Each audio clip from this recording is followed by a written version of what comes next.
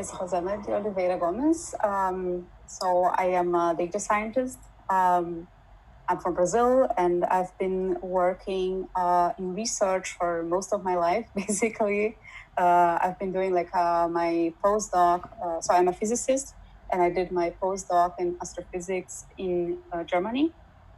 And and then in the last years, I've been transitioning into data science, and I'm especially interested in working with sustainability and things to make the world a better place.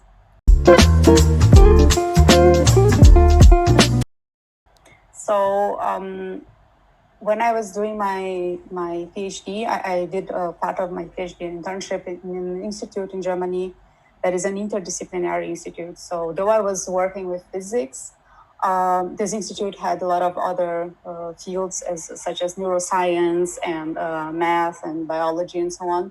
So there were a lot of people in the neuroscience field working with AI, and we had all these interdisciplinary talks. So I could go there and watch some talks that were from a different field. I just like to learn about other things.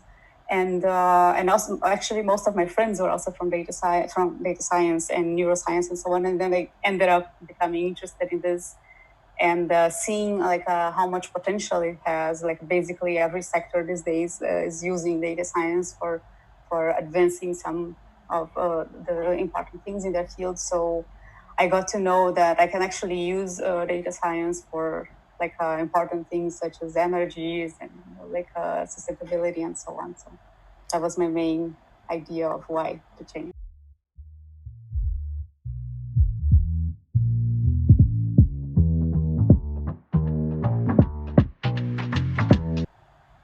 So I think that is this a very common thing. So one of the things that I also do in my free time is to kind of coaching women into data science that are transitioning like me or that are younger and just interested in the field. And to me, and also a very common thing that I see from those conversations is that first of all, we don't have so many women there. And this for sure, the data science field has about 10% women, which is really, really low. And this makes it very difficult to find representation, if you're going to a field and then you go to a conference and then all you see is a bunch of guys, and then it is weird, first of all. And then you have all those imposter syndrome feelings that you don't know enough and so on, because we are raised differently. So for example, you have all those guys, guys are taught to be very confident and so on, whereas women are more taught to be shy, to not talk so much and so on. And then in this field that you really have to discuss and really have to show what you know and so on, it becomes quite difficult. So yeah, it's this thing of there are so many topics, right, to learn and so on. So what are the things that we can, when is enough, what we know, the skills we have, because we're always trying to get more skills and so on. So this is something that is really difficult to know, when do you become a data scientist, when you can say that you are already a data scientist, because there are always new skills to learn and so on, and it's complicated.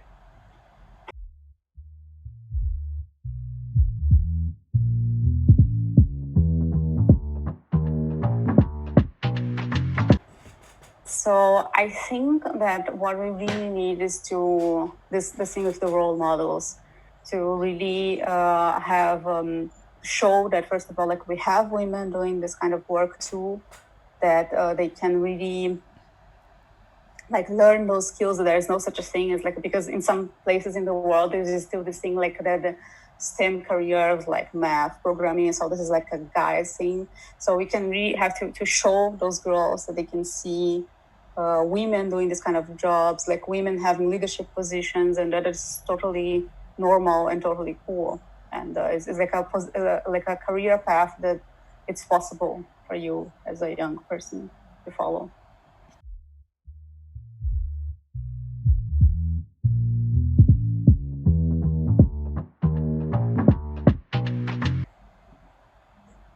So I think the best advice that I received was from my former supervisor, actually, when I was still in academia.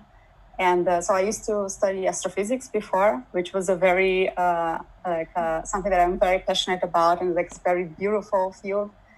But I really wanted to do something more society oriented. And at the beginning, like in academia, people are sometimes like very much like, if you want to do something outside of academia, they're like, oh, you're a loser, or you're not knowing much. So I came to my supervisor and told him like, hey, I think I want to do something else. And what he told me was, you know what, then just go for it.